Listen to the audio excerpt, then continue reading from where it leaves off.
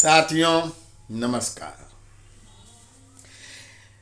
सर्वोच्च न्यायालय या उच्च न्यायालय भी प्रायः यह अवधारित करती हैं कि अधिवक्ताओं द्वारा कोई कार्य बहिष्कार किया जाता है, न्यायालय के कार्रवाई से विरत हुआ जाता है तो उसमें उसको न्याय में बाधा मानी जाएगी और कदापि यह स्वीकार्य नहीं है।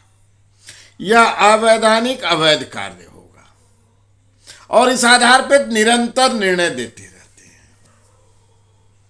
किंतु अभी एक प्रकरण और हो रहा है। तथाकथित 10-5 हजार लोगों का आंदोलन दिल्ली की सीमाओं पर चल रहा है।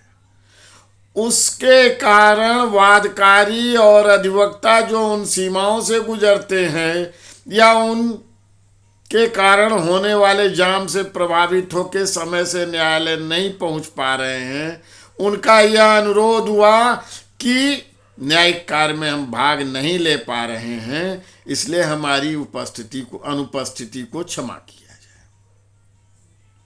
तो प्रकारांतर से इस सीमा के बाड़ लगाने, आंदोलनकारियों की जाम लगाने के कारण आवागमन बाधित हो रहा है, न्यायिक कार्य बाधित हो रहा है। तो यह अवैधानिक है, अवैध है, इसके विरुद्ध निर्णय तो देना ही चाहिए ना। किंतु सर्वोच्च न्यायालय ने या दिल्ली उच्च न्यायालय ने ऐसा नहीं किया। यह प्रकरण संज्ञान में आ जाने के बाद भी उन्होंने यही सुझाव दिया कि किसी को कठिनाई हो रही है तो वो हमसे बतावे। इतनी व्यापक चर्चा है इस प्रकरण की, लोग अनुपस्थिति दर्शा रहे हैं अधिवक्ता के रूप में, वादकारी के रूप में, और इस कारण न्यायिक कार्रवाई बाधित हो रही है। लेकिन टालमटोल हो रहा है। यह विडंबना तो है ना।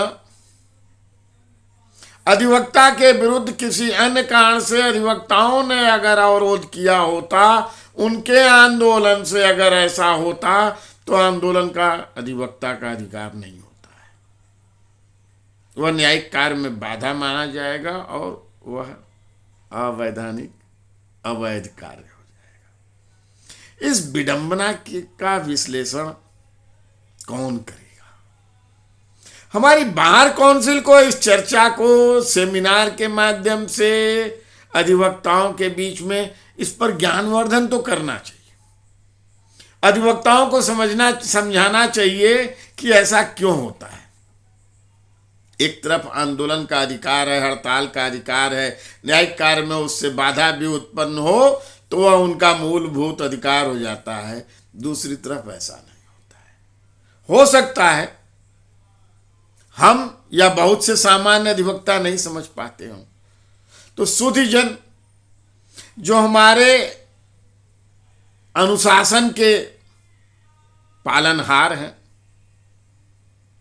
उच्च न्यायालय का कोई आदेश होता है उसको तत्काल हम तक प्रेषित कर देते हैं और कह देते हैं कि नहीं, शोक सभा भी आप नियमानुसार 3:30 बजे ही करेंगे, या आप हड़ताल करने का अधिकार नहीं रखते हैं।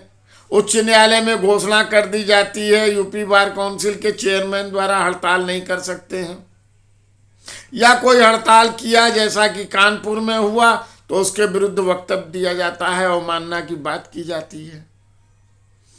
तो यह भी समझा देना चाहिए कि जो वर्तमान परिस्थिति में भेदभाव हो रहा है, क्या उस भेदभाव से उसी के पात्र हम अधिवक्ता हैं।